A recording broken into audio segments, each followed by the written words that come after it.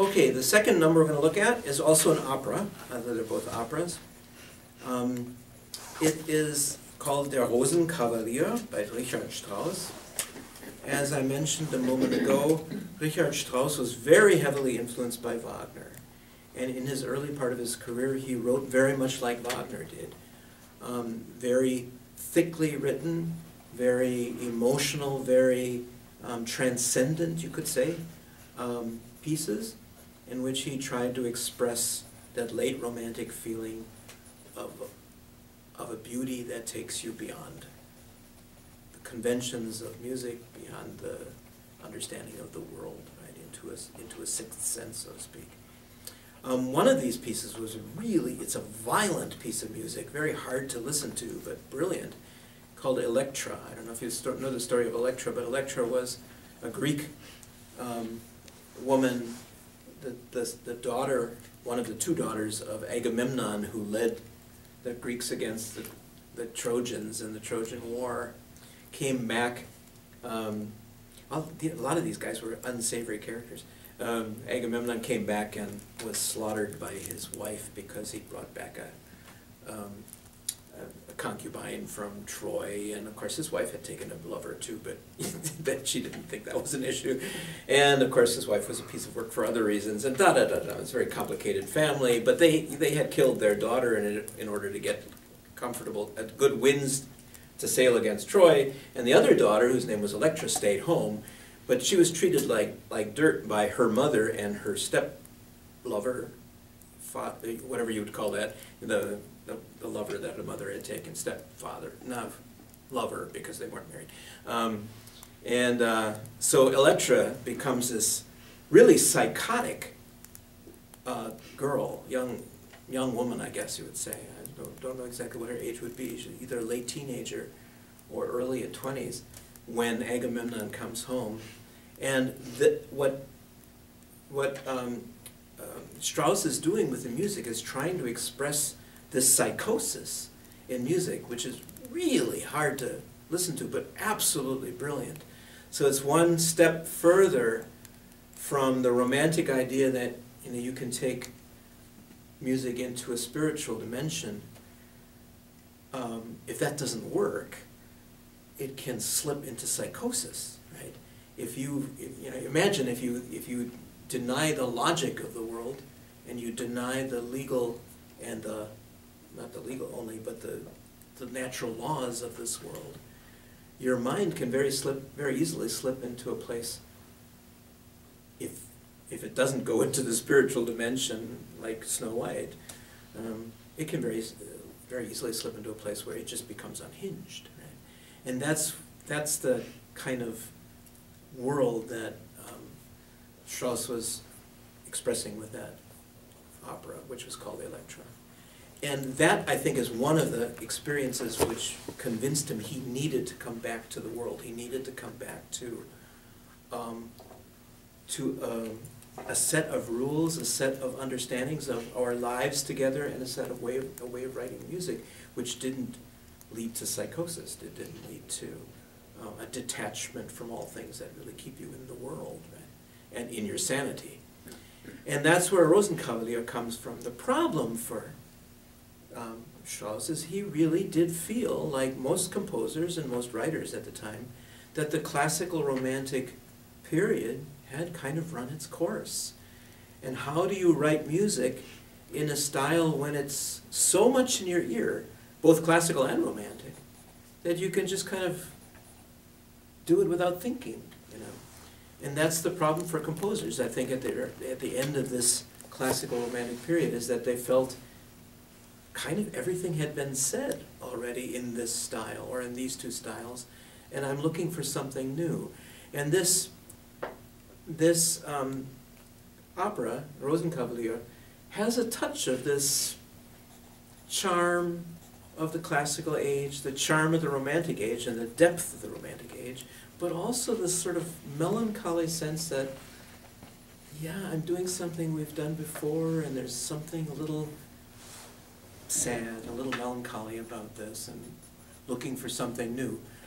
We're going to see that Strauss refreshed his language a little bit but it really took somebody like Stravinsky, or Schoenberg later, in a couple weeks we'll look at his music, to come up with something totally new that really gave composers the sense that there was a new wind coming. Okay, briefly the story of Rosenkavalier. It starts again with a woman who is to be married. Her name is Sophie. She's a young woman. She's a countess, I believe. In any case, she's a Viennese aristocracy. And actually, the opening scene doesn't begin with her, but it begins with a Marschallin. A Marschallin is the wife of a Feldmarschall. What's that called? Field marshal, there we go, in English. And these were arranged marriages. And the field marshal is off somewhere doing something, you know, field marshal-like. And she is, in the opening scene, in bed with a 17-year-old young count, whose name is Octavian. So, and she's in probably late 20s, early 30s. So it's one of these, you know, sort of flings. It's a real love affair. The arranged marriage with her husband is just that. He's much older than she is, and it's not much of an emotional relationship. It's really one of those things. And Vienna was filled with these, by the way, which is why Sigmund Freud, at this very time, was seeing so many, especially young women, who were having a very hard time emotionally because they were married to men they didn't love, who were much older than them and who didn't really treat them as fellow human beings, so to speak. I exaggerate just a little. So this, as strange as that opening scene may seem, this is the reality of Vienna at the turn of the century. Another reason maybe why the conventions of the world in Vienna at this time were feeling a little dried out, a little bit overused, a little bit maybe without their content. So this love affair is, and they are getting up in the morning, and the Marschallin is thinking already, oh, you know, this is not going to last forever. I'm going to have to be ready for Octavian, this young guy, to find somebody more his own age, and I'm going to have to take this with, you know, with aplomb and be ready for it. And that's in fact what's going to happen in the course of the story. In the meantime, while they're just getting up, there's a knock on the door, and one of the barons, whose name is Ox, which tells you something about him, comes in, barges in really, and says he needs help because he's marrying this young woman, Sophie. That's the other one. And he is one of these guys who is much older. It doesn't look at all like his Facebook page. As that I stole that. I stole that joke from somebody that does a 3-minute summary of the story, which I'll put online for you. And he wants he wants her help in finding a young man who will deliver a silver rose. It's a rose made out of silver, and it's got a little, perfume in it, and it's an old Viennese custom. Actually, it's not an old Viennese custom at all. These guys made it up, but they pretend it's an old Viennese custom. And of course, that's kind of another one of those things where, you know, the symbolism is perfect, because here's a rose, a piece of nature, right, that comes from the classical era, but it's not nature at all. It's made out of silver, right? It's as if this natural ideology of the classical age has become, you know, artificial. It's worth a lot of money, but it's artificial, right? It doesn't quite work, right? And there's already that hint that they're playing with, and the guy that wrote this was named Hugo von Hofmannsthal, one of the great German writers. But anyway, so there's already that hint that we're looking at a couple of styles that have run their course and have become kind of artificial, become kind of cliche. So the Marschallin, the woman that he's speaking to, thinks, oh, this would be clever. I'll have Octavian do it.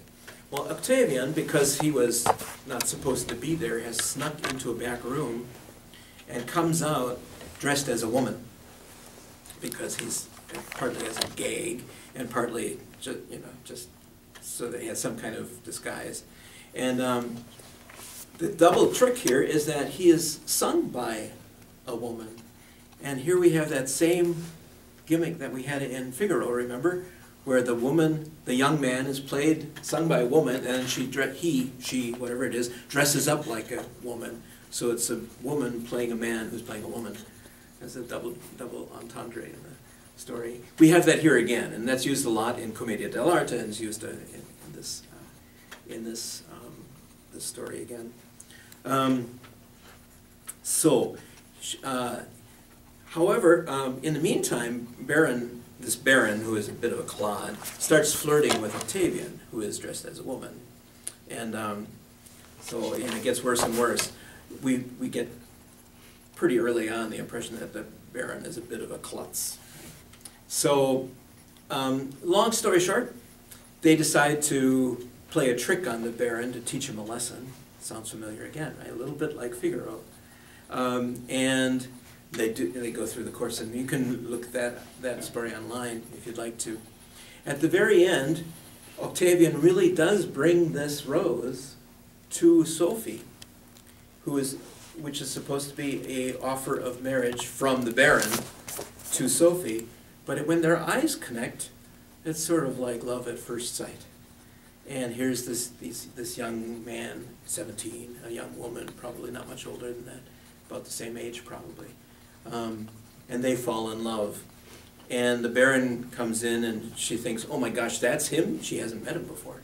I'm supposed to marry him. And he says, yeah, Octavian says, here, I'll take care of it, don't worry about it. Long story short, again, they fall in love.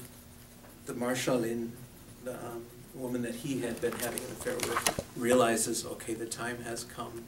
And there's a final beautiful trio at the very end of this, in which the three of them are singing. The Marschallin is saying, I see you have to go your way now. The Sophie is singing, I can't believe that I've met you, you're so wonderful. And Octavian is saying basically the same thing, I can't believe you're so wonderful. A little bit immature, a little bit shallow compared to the Marschallin, who really is a brilliant, very deep-thinking woman. As soon as she goes off stage, the music flattens out into this lovely, beautiful, but very simple and very shallow little Mozartian tune where the two of them sing together, Sophie and Octavian. And that shift is what I'd like to show you. That shift in the final scene from this beautiful romantic trio, and it really is romantic style, in the style of Wagner. And as soon as the Marschallin says, okay, my time has come, it's time for me to leave, she leaves the room, and it immediately shallows out into a classical duet. And it's lovely, but you can tell both from the language and from the music that this is a style that really is a throwback to something simpler, and it's really kind of a museum piece in a way, right? And the time has passed for this. And that's the sadness of both the Marschallin's relationship with Octavian, but also Richard Strauss's relationship to classical and romantic music. It's still there, but it's not what it used to be, and we need something new. So why don't we take just a slight break? I think we're probably about 10 minutes here, and then we'll, because I think the music will take us a little bit farther. I'll show you